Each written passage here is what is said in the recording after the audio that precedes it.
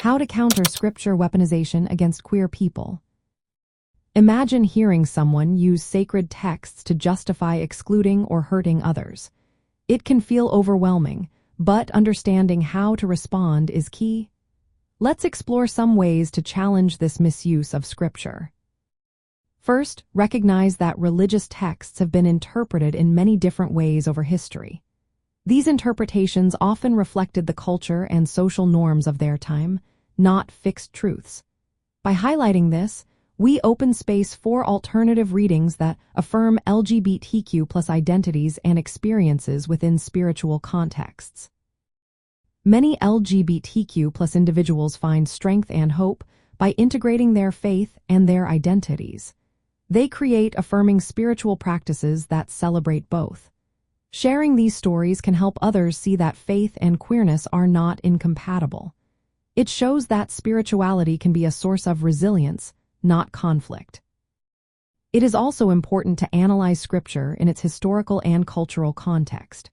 For example, some passages cited against queer people originate from specific times and places with different views on sexuality and gender.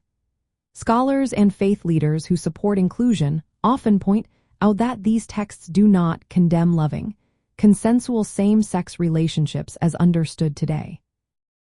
Engaging in respectful dialogue is essential.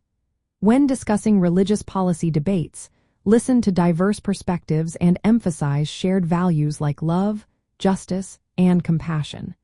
Promoting education about inclusive theological views can help faith communities see that acceptance aligns with core spiritual principles. Practical steps include supporting religious organizations that welcome LGBTQ+ members and providing spaces where queer individuals can explore their spirituality freely. Encouraging faith-based education that highlights positive interpretations of Scripture helps challenge harmful rhetoric. Challenging religious messages that promote exclusion with alternative theological viewpoints rooted in love and acceptance is vital.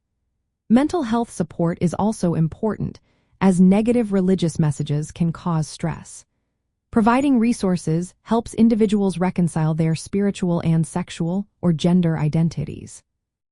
By combining scholarly understanding, personal stories, and community support, we can stand against scripture weaponization. This approach helps create environments where LGBTQ+ people can embrace their faith and identity without fear or shame.